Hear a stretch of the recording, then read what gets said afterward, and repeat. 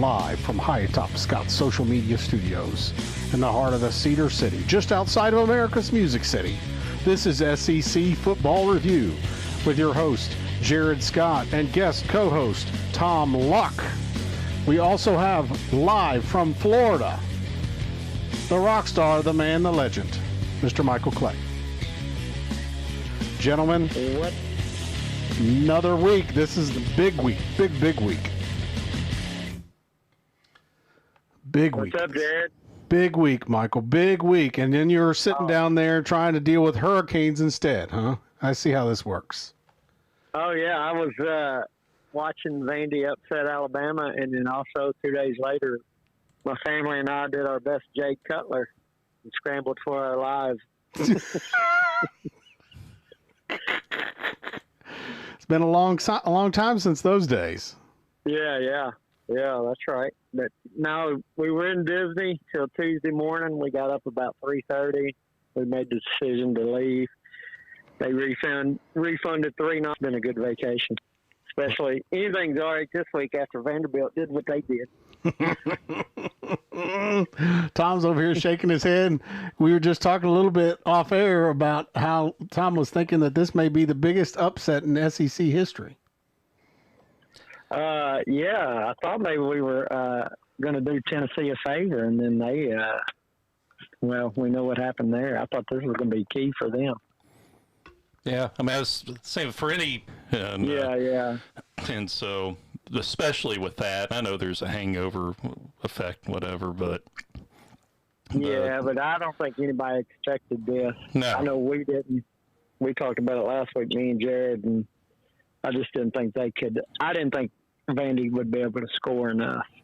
no, I mean, it's Diego Pavia we knew from last year, how good he could be. He could take a New Mexico State team, probably had no one who could, no linemen, no receivers who could start for Auburn and went in there and beat them by 21. And so he had won with a much less talented team. He gone to an SEC stadium and won. And but, so we knew that from last year. And then not only is it Diego Pavia, but it's the same system. Bring the same OC. You still got to bring Jerry Kill. So he's been doing this system for a long time, been in it, and had some big wins, but yeah. But yeah, well, and you gotta, even though it's a system, he's been doing it a while, even at a lesser school. It's still Vanderbilt with the history they've had. Yeah. And I'm a Vandy fan, but so that makes it even more impressive to kind of shake off the bad tradition. Yeah, that's fair. There'd be a point where Alabama's speed, they had shut them down, make them go 3 and out 2 or 3 times, and that's a credit to Vanderbilt for sticking to their game plan. A lot of teams, when they got that lead, would have tried to take the air out of the ball, change the way they're playing. Let's just get to zeros on the clock here. Let's sit on the ball and try to get to into this game. But Vandy stuck with their game plan. They didn't. No, they didn't waver. Yeah. And as good as the offense was, and then it was a true team. To me, it was a team win as far as all facets of the game. Special teams wasn't necessarily special, but they did. They didn't turn the ball over, muff punt. Made a 51-yard field goal, and then the defense when they sacked Milroe and recovered that fumble. That was it. That's what won the game. Well, I tried to invite Reagan to come back on with us, Michael. Yeah, he may have a little sour britches there. Yeah, but I think it was just a true team win on all sides of the ball and special teams. So when we look at our survey at secfootballreview.com, it sounds like both of you guys are going to be choosing Vandy upset over Bama. and not the Arkansas win over Tennessee. No, I think Tom said it. He said it best just a while ago. It's definitely the biggest win in Vanderbilt history, and then if not, for the biggest upset that the SEC's seen in, I don't know, ever probably, right? I can't think of one. Not in a conference game. Yeah, especially in conference. If you just stick in conference, it's the biggest one in history, I think. So, no, I'd have to go. You can call me Reagan Lane and being a homer and picking this game, but I think it truly is over Arkansas, Tennessee. Oh, it's way bigger upset than, than Arkansas. Yeah. I mean, it's... Well, and Arkansas is not bad. Right. I mean, that's the thing. I mean, Arkansas is... but they're 4-2 now, and, they're 2-1 in conference now. It's not... And Green had a great game. I mean, I'd watched one of the other Arkansas games, and he looked good. He looked real good. Oh, yeah.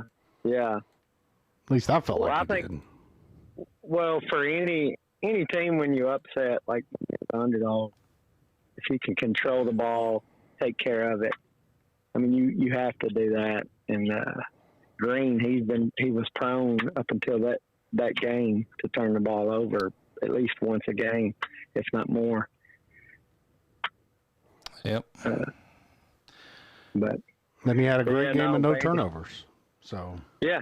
The Arkansas kept the ball. But both Arkansas and Vandy did a good job of keeping the ball. Long drives. It causes the other team just never gets in a rhythm. You just don't get the ball that many times. And it makes you panic a little bit because Tennessee doesn't get the ball for the first 10 minutes of the game, then gets a penalty on the first play. And it's like, I mean, we're already, first quarter's almost over, and we've just now gotten... It's good strategy on behalf of Arkansas. Ball. And I think there's some of that with Vandy, Alabama. They just kept that Alabama offense off the field. That's ball control, because I think that's what Kentucky did with almost beating Georgia, Yeah. And I think that's the key for any underdog, I guess. Yeah. Especially with the offense that Alabama has. Well, we are missing you this week, Air Michael. It sounds like you got all kinds of exciting stuff going on down there at PCB. Have a beverage on the beach for me, brother. Hey, I sure will. I will. I'll be back next week. Sounds good. Be careful. All right, y'all take care. All right. Bye. Thanks. See you, Tom. All right. Yep. Well, wanted to talk a little bit about something else here. Let me see if I can get our other surprise guest to call in. Let's see here.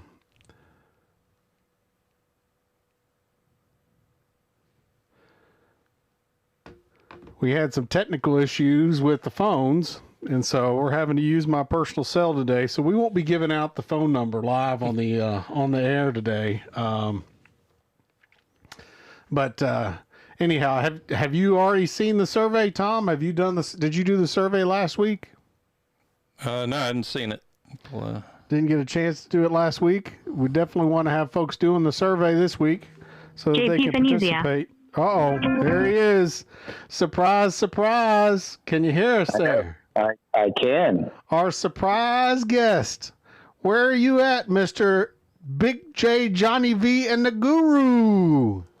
Reading, Pennsylvania. Big 5:30 a.m. Flew right into Atlanta. Visited my Atlanta facility and then drove over to Pell City, Alabama. Drove to Birmingham. Flew home. You meet with your crews then, huh? I did, yes. So no tractor trailer driving today? No, I did not drive today. Maybe tomorrow. Maybe tomorrow. So what our audience doesn't know is that John is very involved in a trucking business up in Pennsylvania that's now, where are you at? How many states you in now, John? we're in 9 states. I have about 700 trucks, about 2,000 trailers, 1,000 employees, operating 20 different facilities. That's pretty busy there, Johnny. Pretty busy. A lot different than the days when we were sitting in the studio at WUTK, huh? Wow. Yeah. Are you allowed to say that? I thought you weren't allowed to say WUTK. You don't know when we got kicked off the air that time. So if you were watching the live feed right now, I've got the original picture of us sitting in the studio this was back before computers, right? And for some reason, I thought it was a rotary telephone, but it is a push-button telephone. It's an old phone. And there is actually a computer there, which is shocking to me. I don't even know. I remember them having that kind of technology. I don't remember them having that computer sitting there. But it's like an Apple IIc. Maybe. Wow. Over there beside Commodore 64 compatible. And Venezia, you've got the phone to That's your right. ear. You've got the phone on your ear, just like that night when we got kicked off the air. Yeah, that was fun. I remember I spent many minutes trying to collect all my CDs. Yes. Yes, because we were doing bad things, playing things that the program director said not to do. Yeah, nowadays that would have probably been a little different. We probably may have not graduated. We would have gotten even bigger trouble, huh? Probably. So what our audience doesn't know as well is that, we were broadcasting. What were the times on that show? I think we started at 2 in the morning. 2 to 4 a.m. on Sunday. 2 to 4 a.m. on Sunday. On Sunday morning, like anybody even was listening to the show at the time. But I think we did get some truck drivers, seems like. Didn't we have some Valentine's Day show or something and truck driver called in? Oh, man. That's how many years ago was that? That was another lifetime, my friend. Another lifetime. 20 years? We're going to be giving away our age. I know, right? What was that, 1998? It was 97, 97? Wow. It's a long time ago. That was back when I looked good. No, I disagree with you on that one. And look at the beeper. Venezia has a beeper. That's right, his pager. I remember those days. That's right. You had that pager. Yeah, you can see it in the picture. I'm not sure why you got pages at school, but yeah, that usually meant bad things. But I was never into that.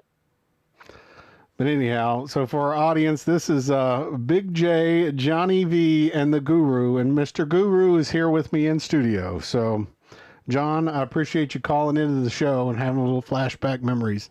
Do you want to talk about football today, John? So is that where you get home runs and? Yeah, I can't wait for his analysis of Tennessee, Florida this weekend, or Texas, Oklahoma, Red River rivalry. See, hear what Venezia has to say. That's the one where you roll the ball down the wooden thing, right? Yes, and there's pins at the end of the alley. Mm-hmm, yes. Mm-hmm.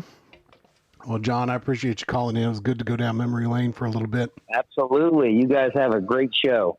You be careful, brother. Take care, guys. See ya.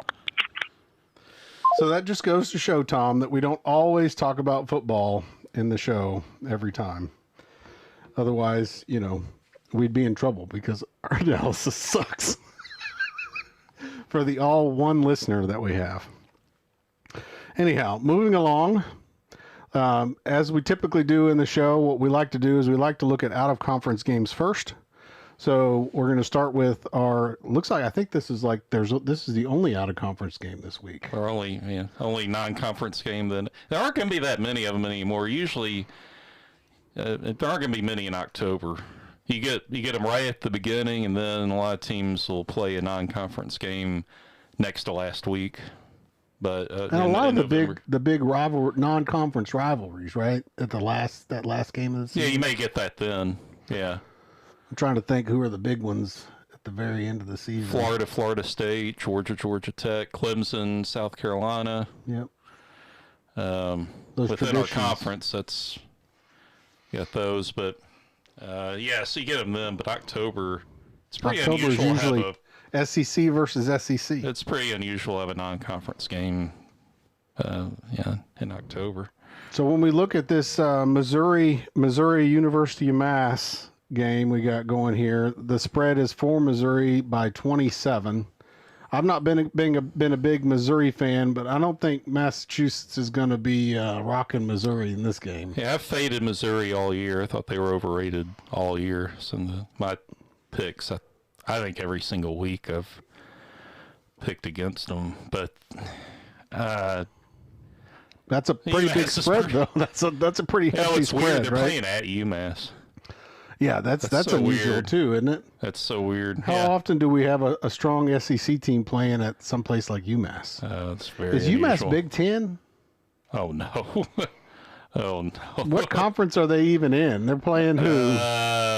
They've been Northern Illinois, and who is MO? Miami of Ohio. So they're playing in the MAC. Then they would be a new addition. A lot of those others are MAC teams. Toledo, didn't Toledo do something special this year? Who did they beat? That was the big name that they beat. I don't. Seemed like they had a big Illinois upset beat Notre Dame. Oh, that's what it was. Maybe that's what I was thinking of. But yeah, so that would be new. UMass didn't used to be in the MAC. They've been in the Atlantic 10 for basketball, and I think used to be independent for football. So all right, well they played 4 MAC teams, so they're in the MAC.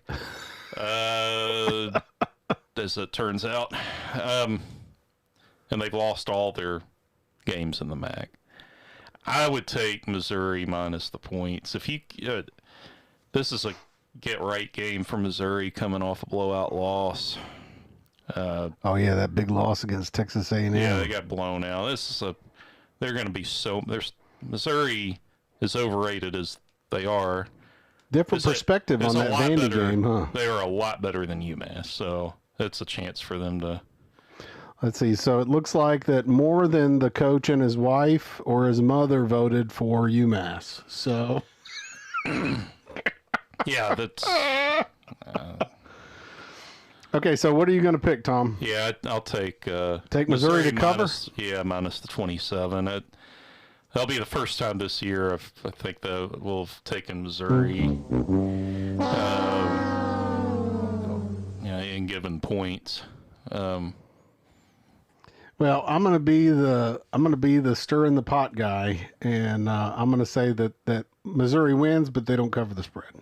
Yeah, I mean, I think the way that could happen is you're playing at noon in front of, and I've been in that stadium at UMass, and not for a game, but I just walked in there one time. We were up that way, and it's smaller. What were you doing up there? What was it? Well, we go up to New England every year. Oh yeah, you were saying that's where y'all visit every year, but So is it an exciting place? Did you feel like? No, it's a little bitty stadium. Yeah, it's about the size of my high school stadium, and that's not a big one as high school ones go. It's going to be a weird and early game and weird experience for them, but it's still I think they have a chance to. One of our other callers that's calling in was just asking about whether or not Reagan was a Vanderbilt fan now.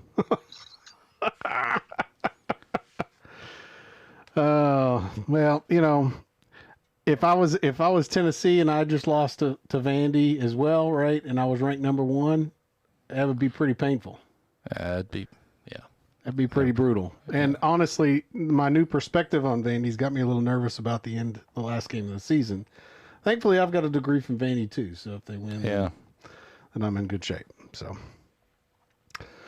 anyway, so looking at this game, you're going to pick that they're going to cover, and I'm going to pick 1 point under. So I'm going to do the Bob Barker. Okay, moving on. Next game we're going to look at. So when we start looking at in-conference games, we always start with the biggest spread. And not surprising at all, Mississippi State, Georgia is the biggest spread this week at 34, Georgia. And that is definitely indicative of the situation at Mississippi State. Yeah, they're the worst team in the conference, and by a pretty big margin. I mean, the difference between next to last and them is pretty substantial. So this year they're making Vanderbilt look pretty good. Yeah, Vanderbilt's certainly quite a bit better than Mississippi State. Starting to wonder about whether or not Florida or Vandy is the two teams. I guess we'll see a little bit more Florida action this weekend. Yeah, well, Florida's starting to look a little better, but Mississippi State's defense is absolutely horrendous. This was the game that I was thinking about with Toledo. Oh, yeah, where Toledo beat Mississippi State 41-17. That was the game I was thinking about. Yeah. Because that was the game where I'm like, oh, no. That kind of goes to show, how bad Mississippi State is. They haven't done anything since then to losing by 17 to Florida, and that was at Starkville. I mean, I guess they kind of hung around with Texas for the first half. I mean, so they got a little slight moral victory there. But yeah, I mean, I'd say that's pretty good to pull that off. Hang in there with Texas when they're sitting there ranked number one. They hung around with them for a half and then got blown out. So, are you going to pick? Georgia to cover? No, that's a 34 point spread. Is a lot. That's a pretty big spread. Yeah. So, conference game, I almost never would give 34. And Georgia, historically, particularly under Smart, they kind of play down to their worst opponents on their schedule. They don't like to blow people out. They don't run up the score on weak opponents. You don't think that in the face of what happened with Alabama that they feel like they need to run the score up? No. So I don't think you're going to see a situation like a backdoor cover where maybe Georgia's up 24 in the middle of the fourth quarter and they score 2 touchdowns right at the end to cover. They don't do that. I mean, it's just not their style in these, and they don't. They did do 48-3 on Tennessee Tech. Well, yeah, I mean they could have put 100 on them if they were not, they wanted to. That's a big one there. Yeah, so I'd take State plus 34. That's a lot of points, and I mean, you see State just they got beat by Texas by 22.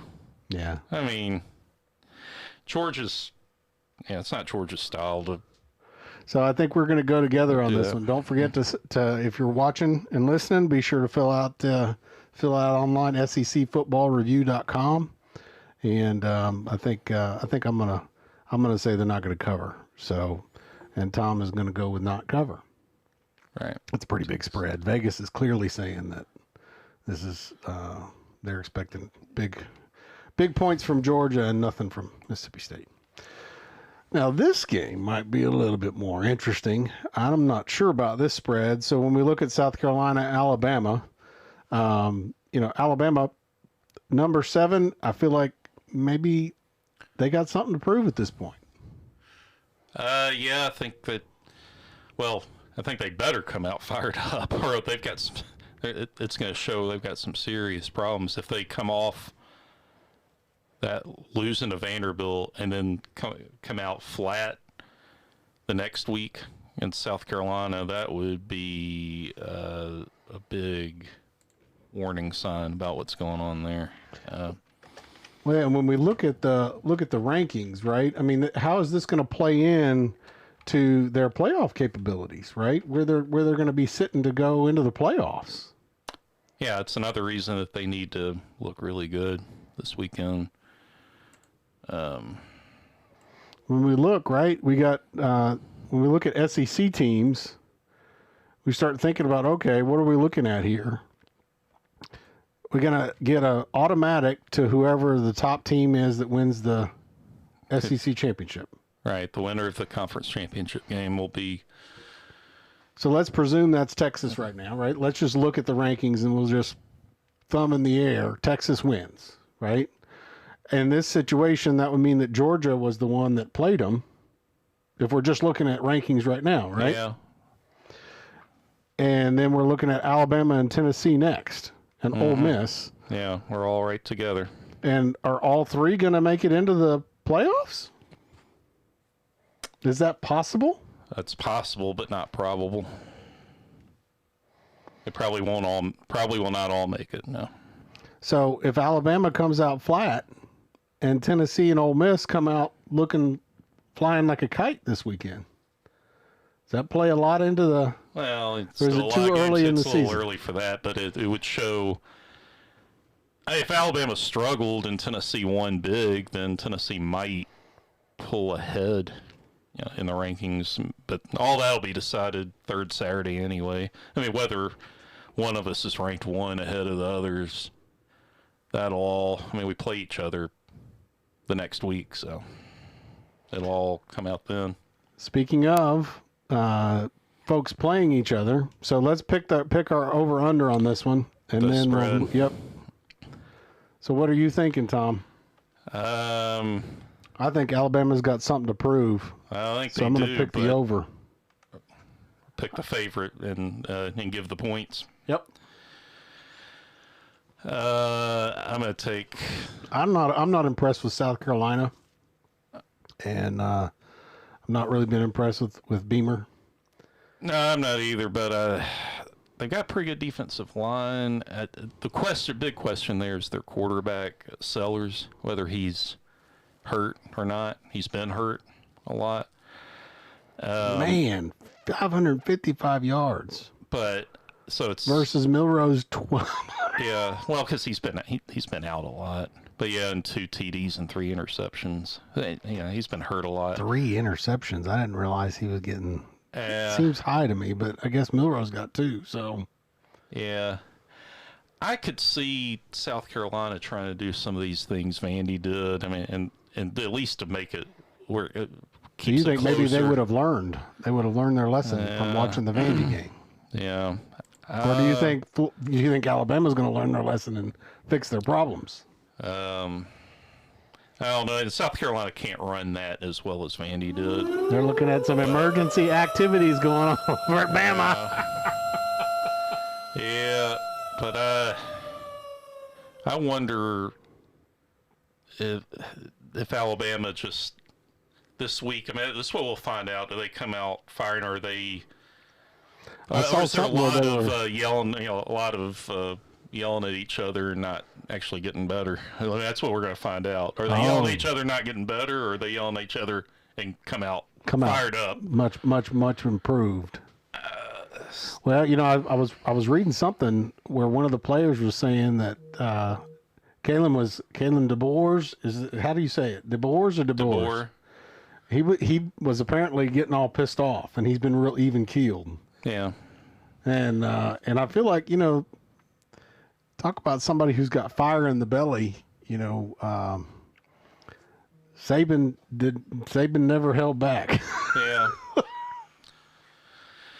I've got low confidence in this one, but I'll take South Carolina plus the points, but very, very reluctantly. That seems to me like really good, pretty much right where the spread should be. So you think it's going to be pretty close? To the spread, to the spread. 21. Yeah. And so you're going to take Alabama I'll take South Carolina and the points. Gotcha. So you're saying that Bama's going to win? Yeah, but Alabama's going to win. But Bama's not going to cover 21. Right. And obviously Vegas kind of is looking that way too, because it went from 22.5 to 21. So the money's agreeing with you then. Yeah, the money's been coming in on South Carolina, it looks like. Well, moving on. So looking at what I think is going to be one of the more exciting games to watch, Texas, Oklahoma, I'm kind of looking forward to this. And honestly, kind of shocked at this spread. I actually didn't feel like this was going to be a 2-touchdown. A lot of people are really high on Texas. And I mean, I'm not saying they're a bad team, But I'm saying this is a game that Oklahoma's going to show up for. Usually this game is really close, no matter what, how good or bad each team is, and it's the biggest game of the year, or one of them, every year for Oklahoma. Analytics is weighting it heavy on Texas, but they're still putting a 14%. The picks, in Oklahoma, I was seeing that when we were in Norman, seeing that horns down all weekend, which really...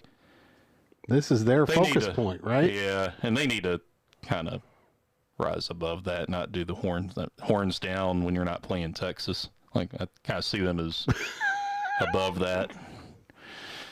They're gonna have to, they're gonna have to cut that out. But they're part of the SEC now. The horns down is not the only thing to face off against now. This is the week to be doing horns down all week. Not every week, but when you're playing, not when you're playing Tennessee. When you're playing Auburn.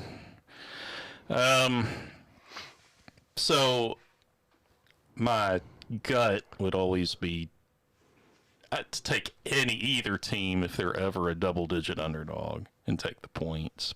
But get into Oklahoma is so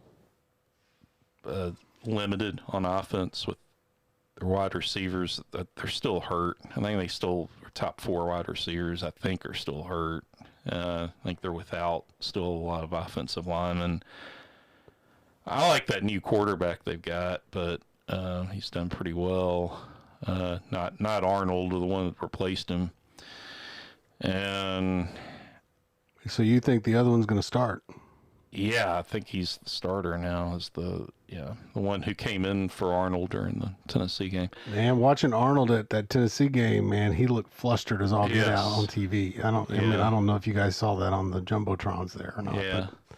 Yeah, Texas can score. We know that they can score. I mean, I know. And is Manning Texas go-to now, you think? No, it's going to be. No, they say that the other guy's back now. He's healthy. So both the names listed on the website. Right. Neither one of them are going to start. Yeah. What you see on. Right. Neither of those are the starters for Saturday. Yeah. So looking at the spread, right, a 14-point spread. So you're going to say that Texas is going to cover the spread? Yeah, my gut would always be to take an underdog in a game like this, particularly once it gets more than 7, certainly once it gets more than 10 points. But here, I think Texas can score and Oklahoma generally can't. And they're just too hurt. They have Oklahoma's too many injuries to keep up, so I'll take Texas minus 14.5. I'm going to say Texas wins, and then I'm gonna pick 13. So I'm going to go 1. I'm going to say take Oklahoma in the points. I'm going to say that Texas does not cover the spread. So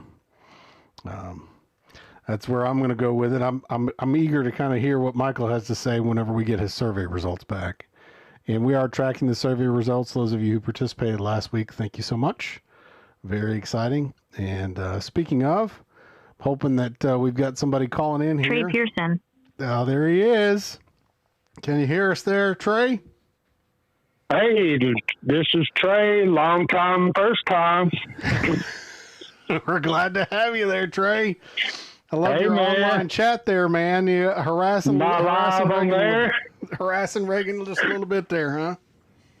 Well, Reagan, he probably likes Duke basketball and probably likes Alabama football and the New York Yankees and the Dallas Cowboys. I mean, come on now, Reagan. Well, we're glad to have you calling in there, Trey. I know you said that you wanted to call in about the Tennessee game. So we're now to that Tennessee-Florida game. And I don't know that you've gotten a chance to meet Tom. Tom, have you ever met Trey? I don't think you have. No, I don't think so. I don't remember. No.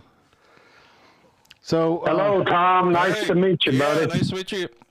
So Trey and Michael are really good friends, and Trey has been harassing us on the chat on the YouTube Live, and we figured it out at the end of the show, Trey.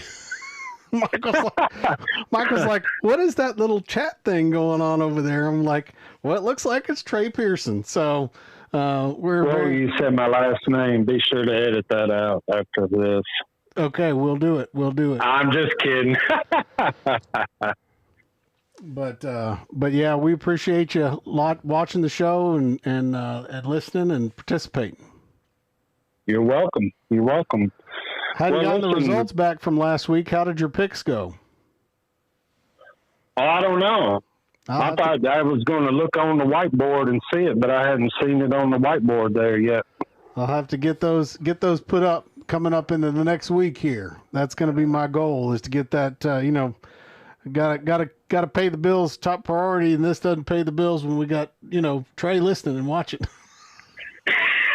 Just one watcher. That's what me and Michael always like to joke. We got one person watching the show, so that's our big excitement, is that Trey's watching the show this week.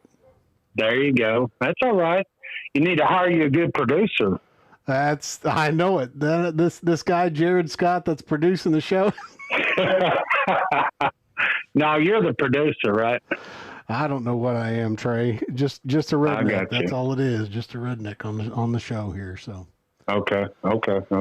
So, what are your thoughts on the Tennessee-Florida game, Trey? Well, listen, I wanted to say first, my thoughts and prayers go out to everybody in Florida with all these hurricanes happening, So just, keep that in mind as I say this. But they really should have named that Hurricane Milton. They should have named it Hurricane Hypel, because Tennessee is going to come in and, they're going to make it look like a really swamp down there. Tennessee is going to whoop the Florida Gators this week. What do you think about that? I like your confidence. I like where your head is. I don't. It'll be the first time in a long time we put a whooping on them, but it'd be good to finally see that happen again. Well, and I think having it in Knoxville is going to give a little bit of a boost. Yeah, this has always been a tough game. Yeah, Heupel, they got a lot to prove this week. All the past years, Tennessee, they found a way to lose against Florida. I hate Alabama the most, but right after that is Florida. So they got a lot to prove this week, and I believe they're going to get it done. They're going to prove Florida don't have a chance. Napier, he's probably going to lose his job in 2 or 3 games from now, and so it's tough on Florida. I think Tennessee I don't know what happened last week, but they're going to bounce back, and they're going to put a whooping on them Florida Gators. A lot of confidence there, Trey. A lot of confidence. So, Trey, the spread this week for the Tennessee-Florida game is Tennessee by 14. So, it sounds like you're saying that they're going to cover that 14.5 then, is what it sounds like to me. Oh, yeah. Yeah, Tennessee by 28. Tennessee by 28. Woo-wee. Trey's putting it down. Listen. Oh, that's right. Yeah, easy. Listen, if I wanted to challenge Michael, I know Michael already called in, but I thought, man, if Tennessee loses against Florida, I'd come in there live and drink a gallon of milk within your hour show. And I wanted to challenge Michael, if Vanderbilt loses against Kentucky, they just beat the number 1 team in the country. So if Vanderbilt loses, he would drink a gallon of milk within your show. Well, I challenge Michael. I'm challenging him right now on live air. You need to text him right now and tell him, hey, Michael. Is he watching? I mean, is he probably not even watching? I don't think he's got the opportunity to watch right now. He's having to be daddy duties today. So he's down there. Okay. He's down there on vacation in PCB, sitting on the beach. I told him to have a beverage for me while he's down there. Yeah. Well, I'll tell you, Tennessee is going to whoop Florida Gators. Mark it down. Write it down. Yeah, I'm hoping book it. Gonna be no book trouble. it. Old George Plaster. If you're from Nashville, you'll know who George Plaster is, and he would say book it. That's the book it of the week. The book it of the week. Well, we appreciate you calling in, Trey, and we're gonna get that log down for you, and I'm gonna see if I can't twist Michael's arm and talk him into taking you up on your way. Gallon of milk. Yeah. Oh man, that's brutal. That's brutal, brother. Hey, I'm trying to get your views up, Jared. Can you imagine if two guys drink a gallon of milk within an hour? What would happen after that? I can imagine you'd be throwing up. You might get 5 views this week. That's right. We may get 5 views, may get 3. I mean, that's all we need right now to beat our record, I think. All right. Thank you. Thank you for calling in, Trey. Appreciate you, man. All right. See you next time. Bye-bye. Good man, brother. Bye. Oh, Trey. We go way back. Way back. Trey used to live down the street from me. We used to ride bikes together. And so did Reagan's. Yeah.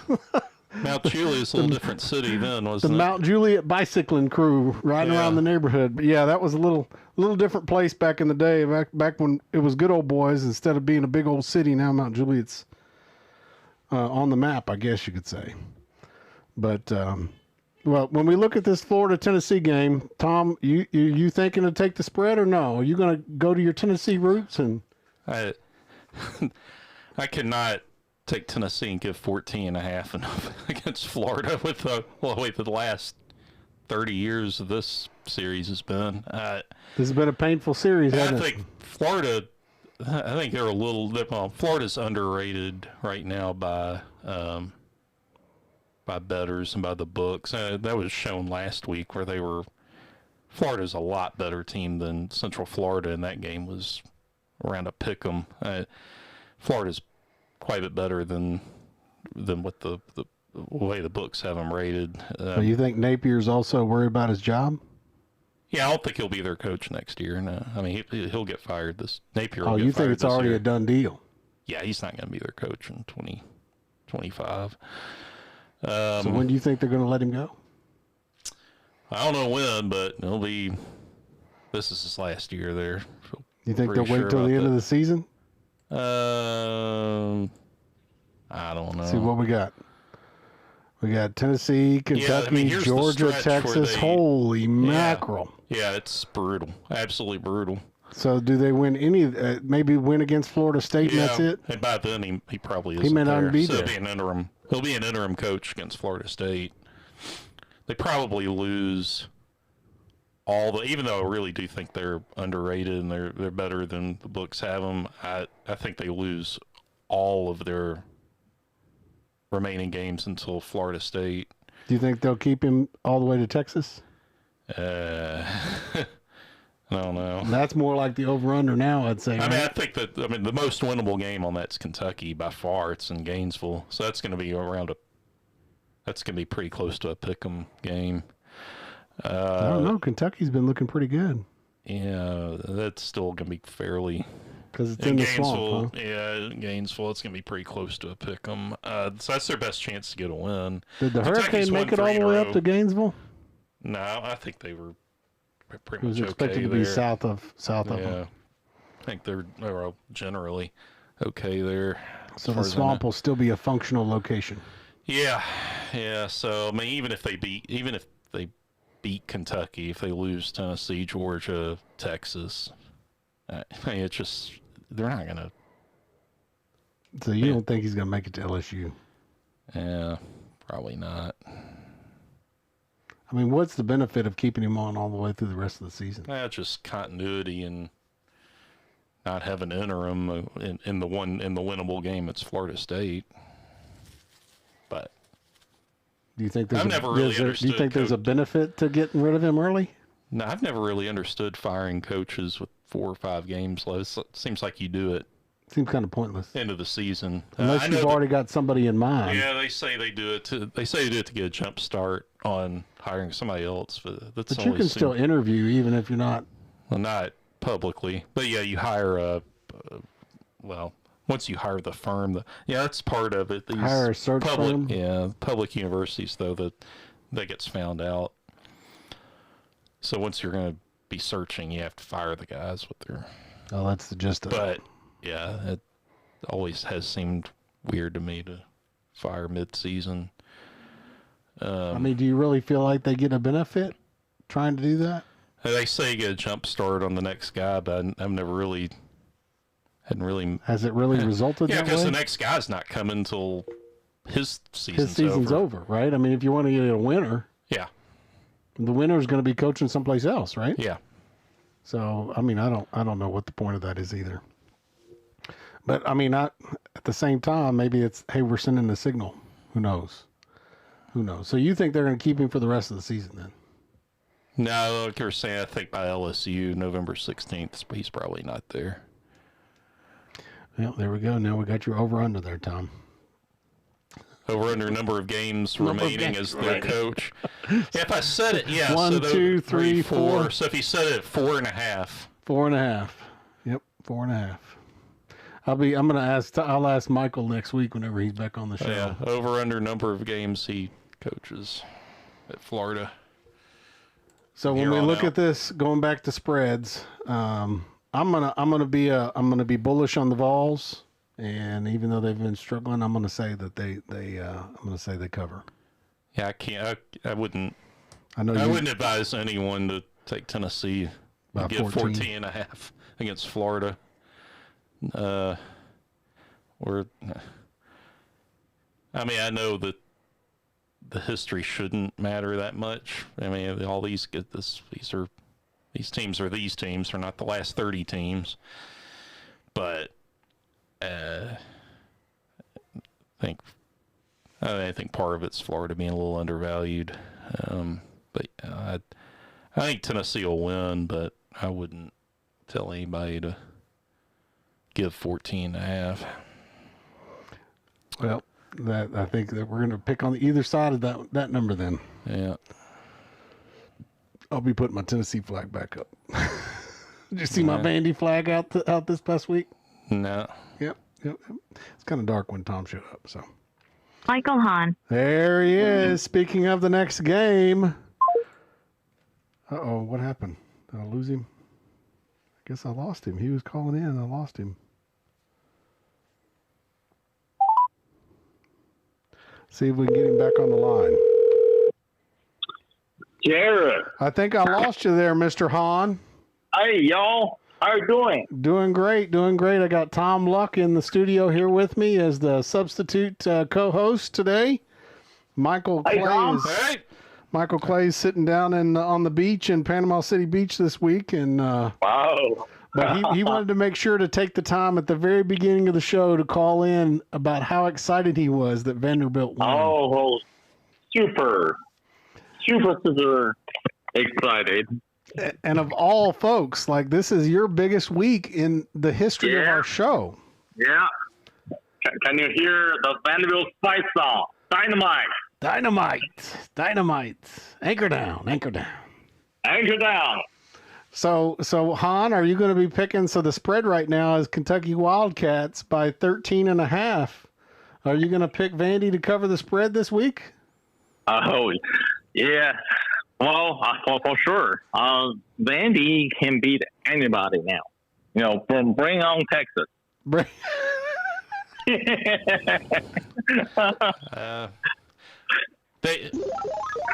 You guys don't believe me, do you?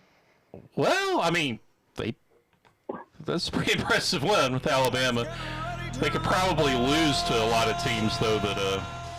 They saw that Georgia State loss. That's yeah. That was a bummer. Yeah, I think it's a high ceiling and a relatively low floor, but yeah, everybody in the SEC you got to worry about except for Mississippi State. And that's the only team that you really don't have to worry about. Everybody else you do. Right. When I look at the rest of the schedule of the year, I think Vandy can seriously challenge anybody on the schedule.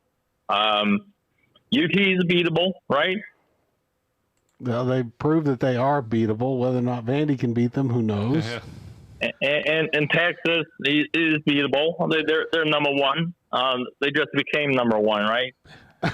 Yeah, well, and Vandy did beat number one, so I don't know. We are number one killer. Texas has not looked beatable yet this year. I mean, or they haven't had a close game. Han says that Vandy is the number one killer. Yeah. Tara, you remember the week before when we talked on the same show? I told you guys, hey, Vandy is gonna do something big this year. You were big on Diego. I think they'll have another big win. They'll have another upset win for sure. Yeah. That's not their last upset win. I agree with that. Right. Pavia's on top of it, man. I mean, he showed out. Oh yeah. Pavia, something. He is like Manziel. Is it Johnny? Johnny Manziel. Yeah. Johnny football. Yeah. Well, if you just look at the style, the two are kind of similar, right? Oh yeah, I would agree. Yeah, very slippery, hard to predict. Very slippery, huh? Very slippery. So, what do you guys really think about Vandy Bama game? I mean, suppose you are from, say, Australia, New Zealand. Never watched American football or college football, and you saw this two teams playing. You would assume Vandy is much better team for a long time, right? Well, I mean, just standing on Broadway, watching everybody carry a big goalpost all the way down West End and Broadway, and then throwing it in a river. I mean, that alone in and of itself makes it exciting. Oh man, I wish I were there. Seriously, if I were on site for that game, I would rush the field. I don't care. Vandy didn't run out of fireworks this time, did they? I think they prepared. Prepared. But if somebody were watching who didn't know football, I think, say, Vandy greatly out-schemed Alabama. I mean, so that negated the difference in speed that there is. So there was just a scheme Alabama could not stop it. And we were talking earlier, I mean, credit to Vanderbilt for sticking with that game plan. I mean, they had them out-schemed, and they kept with that scheme, whereas a lot of teams might have gotten that lead and changed what they were doing, try to sit on the ball. Vandy didn't do that. They kept at it, kept firing. So. Yep, no, I totally agree. I mean, this is a well-planned, well-executed game. Everybody played their best. When you just watch the two teams playing, you would think Vanderbilt is a much better team, and the game was never in doubt. Vanderbilt was in the total control the whole game. It's not like a nail-biter, we win by a field goal or something like that. It's just like, we got this thing, man. We got this thing all the way. Finally figured out a way to finally win the game instead of figuring out a way to lose it at the end. Hey, we beat UT before. Yeah, they need to get a couple there first downs on that last drive. There was a time at UT, though, that everybody beat UT.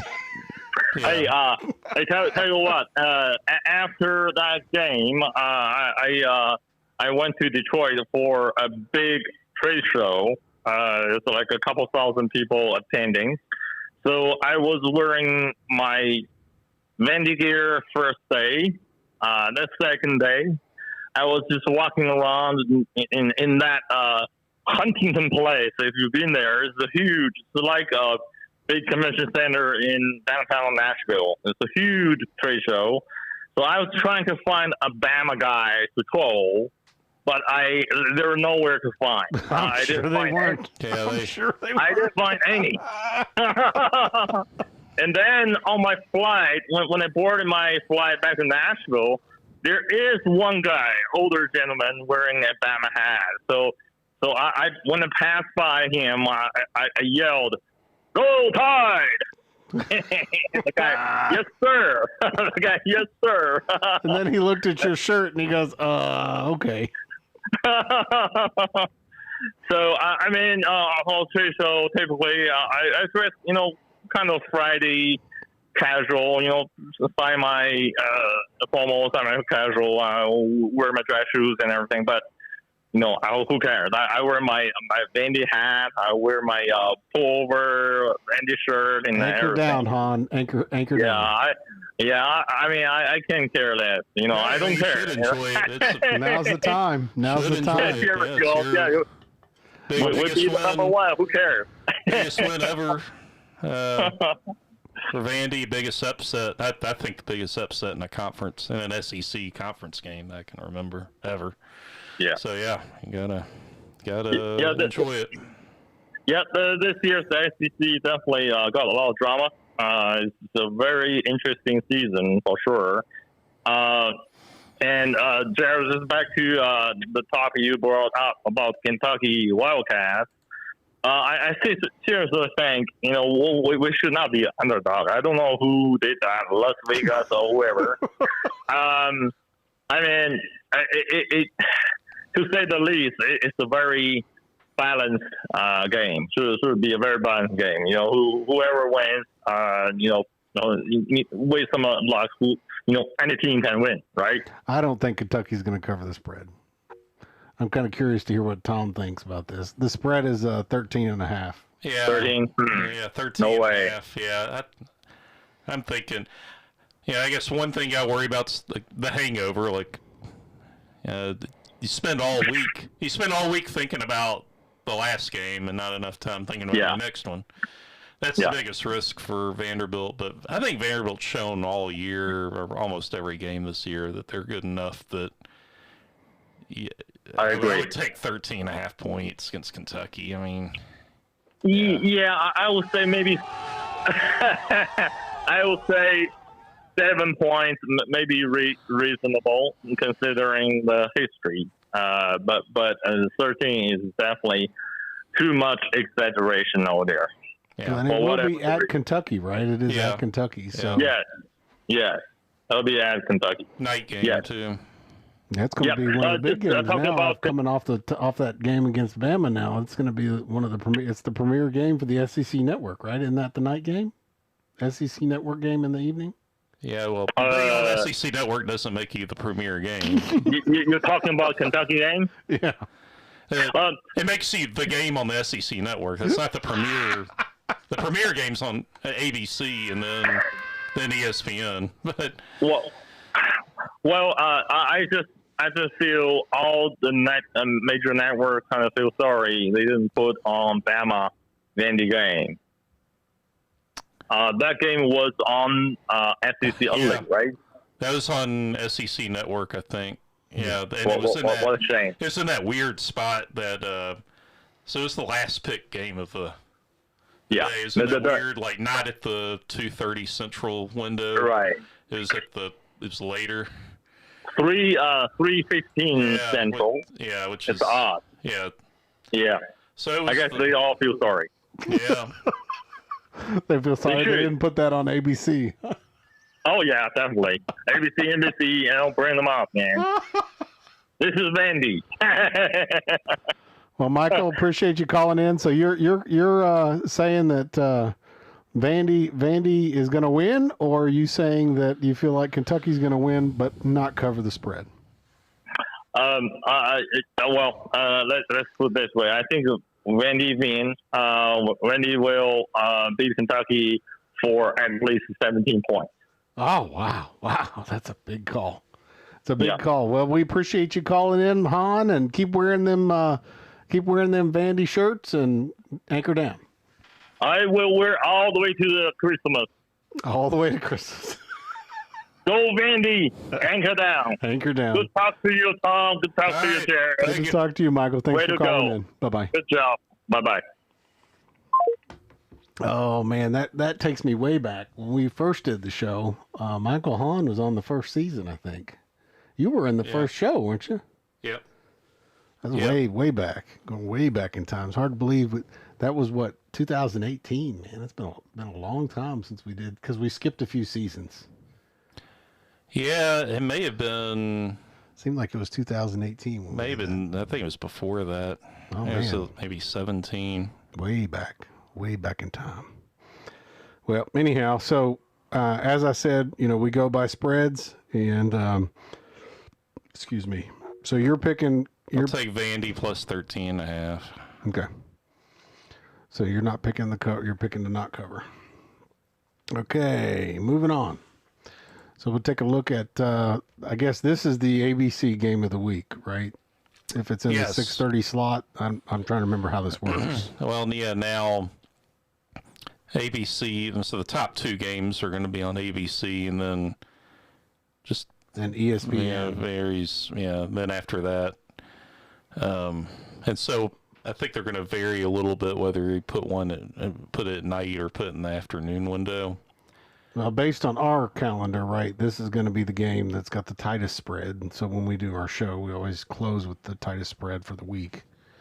And this spread is definitely tight, pretty close to a pick'em.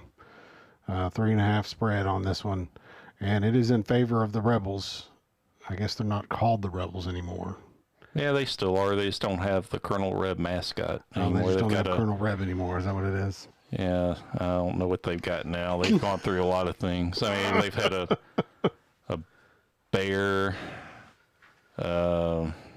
They've had some sort of sea. I think I looked this up. Land shark. The land shark. That's what it is. The land shark. They've had that. What is the image of? Had, it's so. Yeah, it's. I kind of like the Colonel.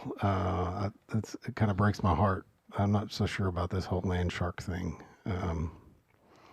Look at this. Yeah. The bear there on the so I got the black bear. Oh boy, land sharks. So, but they're still the Rebels. They are still the Rebels. A rebel land shark. So anyway, black bears. You know what they need? You just call them the Kiffins. Land shark. Yeah, the fighting Kiffins. Fighting lane. The fighting lane. Yeah. So.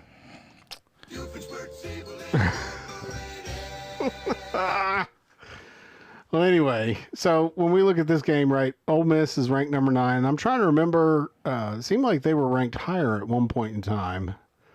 Earlier on in the season. Yeah, they lost to Kentucky, so that was before that Kentucky loss. And I think everybody perceived that Kentucky loss as being some kind of huge upset. And now it was a huge upset. But I mean, looking back, when we think about what Kentucky's done since, it's still a huge upset. You feel like it, huh? Yeah, that was a big upset. Yeah, Kentucky. Well, Kentucky had that blowout loss to South Carolina. That was before they beat Ole Miss, but. And then, didn't they hold their own against Georgia, if I remember correctly?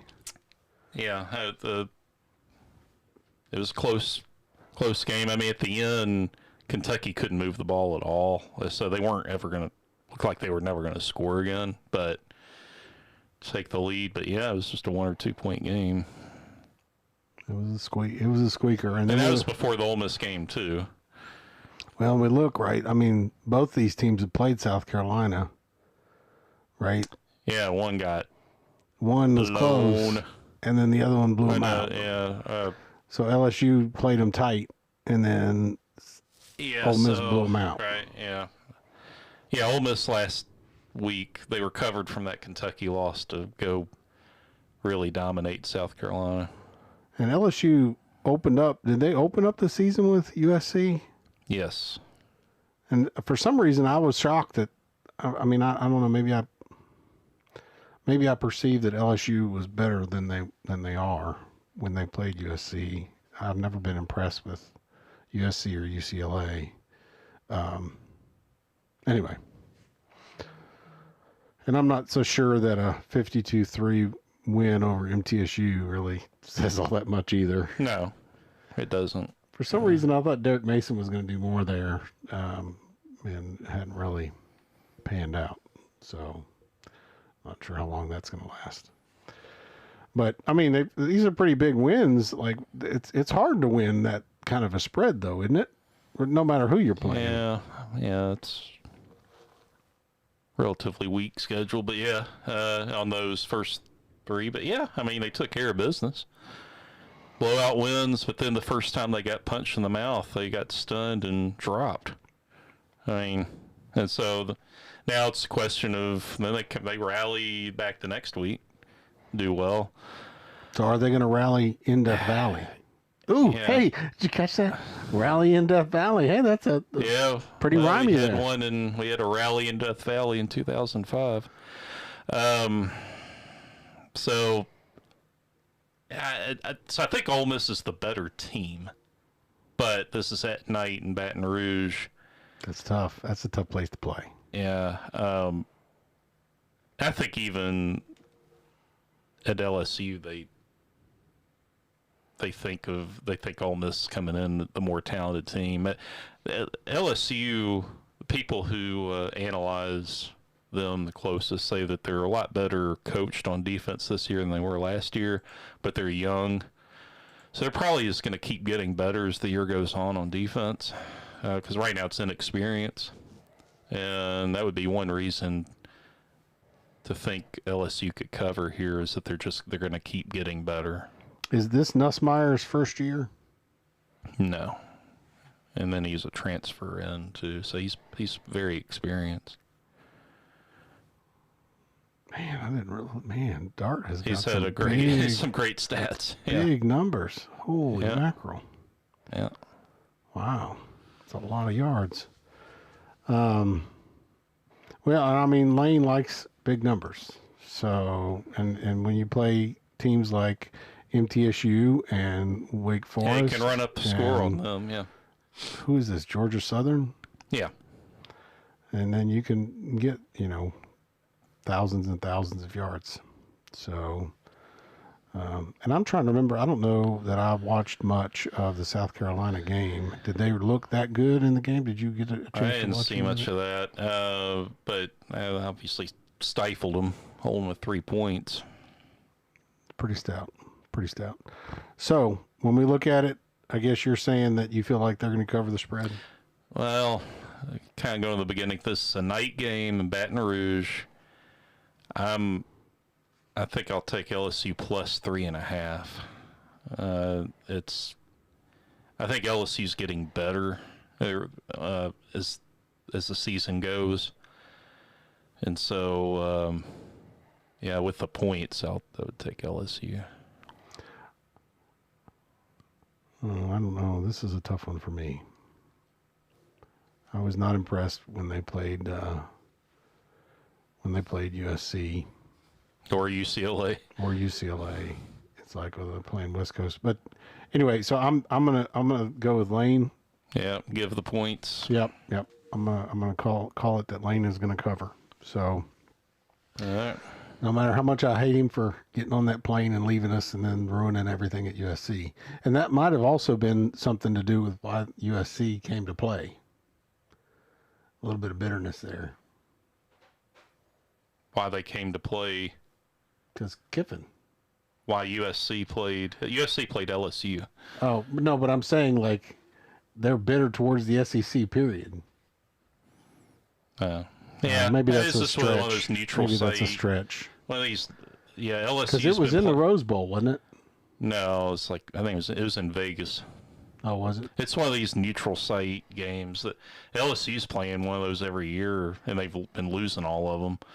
They've been playing these tough non-conference games, game one on neutral site, and losing. Who did they do that with last year? Well, they lost to Florida State last year, I think. How many times have they done that?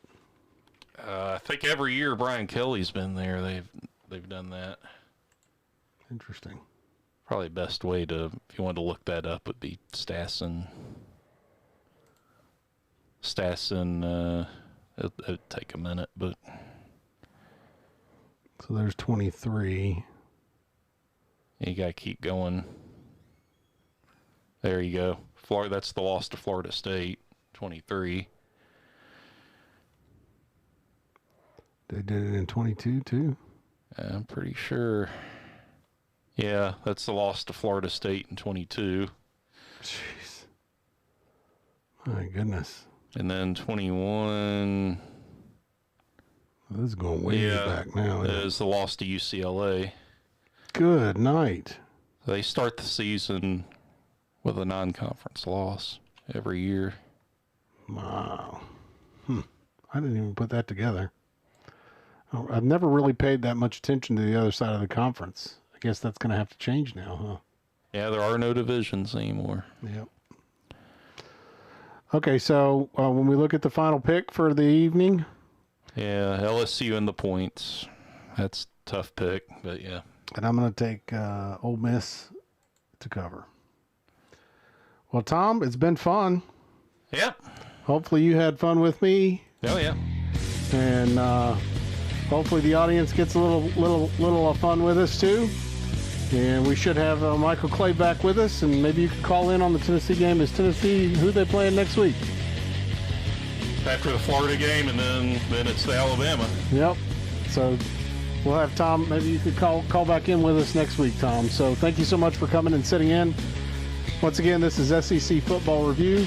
Be sure to go out and fill out our survey online, secfootballreview.com. This has been a Scott Social Media production.